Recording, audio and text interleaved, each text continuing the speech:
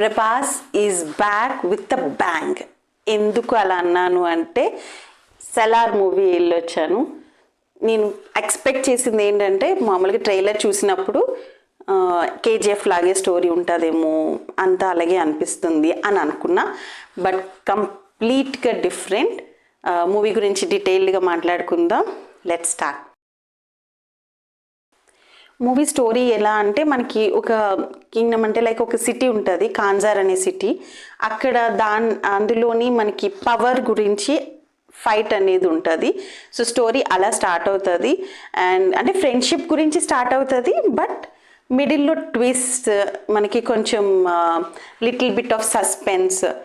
Movie title ఏదైతే అంటే part 1 cease fire part 1 అని పెట్టారో ఎగ్జాక్ట్గా యాప్ట్గా పెట్టారు ఆ సీజ్ ఫైర్ అనేది. అది ఎందుకు అంటే మీరు చూస్తే మీకు అర్థమవుతుంది. సో కాంజార్ అనే ఒక సిటీలోని పొలిటికల్గా అంటే ఒకరి మీద ఒకరు పవర్ గురించి ఎలా ఫైట్ ఉంటుంది అనేది చూపించారు. మొత్తం నేను చెప్పేస్తే ట్విస్ట్ బాగోదు. సో మూవీ డెఫినెట్గా చూడండి. ఎందుకు చూడాలి అంటే first and foremost thing, Prabhas is back అండి. అసలు ప్రభాస్ని మళ్ళీ అంటే మన బాహుబలి ఏదైతే మనం మిస్ అయ్యామో, మధ్యలో ఏదైతే డిసప్పాయింట్మెంట్ ఉందో రాధేశ్యామ్, ఆదిపురుష్ వల్ల, అవన్నిటిని పక్కకు పెట్టి మళ్ళీ ప్రభాస్ని మనం ఈ మూవీలో ఎలా చూడాలనుకుంటున్నామో ఈ మూవీలో అలా ఉన్నారు. మొత్తం స్టోరీ అంతా అతని చుట్టే తిరుగుతుంది. అట్ ద సేమ్ టైం అందరి రోల్స్కి అంతే ఇంపార్టెన్స్ ఉంటూ, బట్ ఈయన మెయిన్ ఉండేలాగా చాలా బాగుంది స్టోరీ. సో ప్రభాస్ ఏంటంటే ఈ మూవీలో మనం యాక్షన్ సీక్వెన్సెస్ కానీ ఇవి కానీ అవి కానీ ఆయన చేస్తున్నప్పుడు ఐస్కి ట్రీట్ అని చెప్పాలి.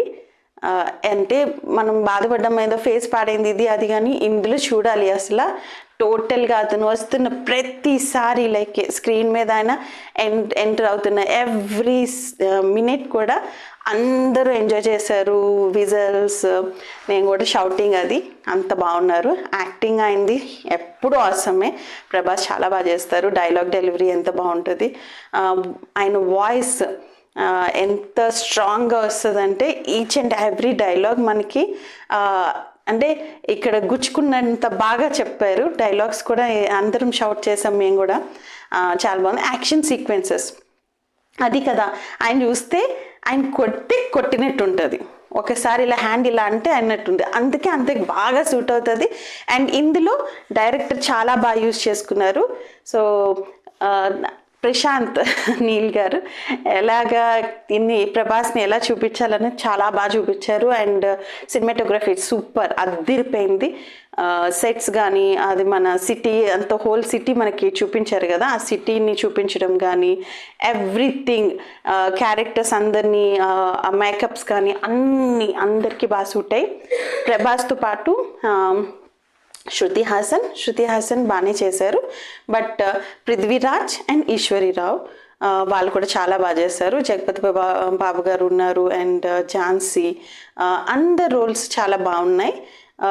మూవీ మెయిన్ ప్రభాస్ గురించి అయినా సరే, బట్ వీళ్ళందరూ క్యారెక్టర్స్ కూడా చాలా బాగా డిజైన్ చేశారు మూవీలో.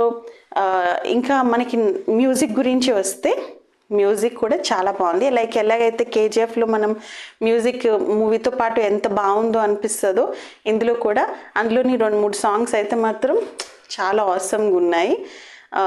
ఇంకా యాక్షన్, నేను చెప్పినట్టే యాక్షన్ సీక్వెన్సెస్ చాలా బాగున్నాయి. ఫ్లాలెస్ పర్ఫార్మెన్సెస్, సూపర్ సినిమాటోగ్రఫీ, కంపల్సరీగా అందరూ వెళ్ళి చూడాల్సిన మూవీ ఫస్ట్ టు లాస్ట్ ఎక్కడ బోర్ కొట్టదు. ఎవ్రీ మినిట్ గ్రిప్పింగ్గా చాలా బాగా తీశారు. సో డెఫినెట్గా watchable movie, don't miss it. Okay, మళ్ళీ ఇంకో మూవీ రివ్యూతో వచ్చేంతవరకు సీ యూ, బాయ్ బాయ్.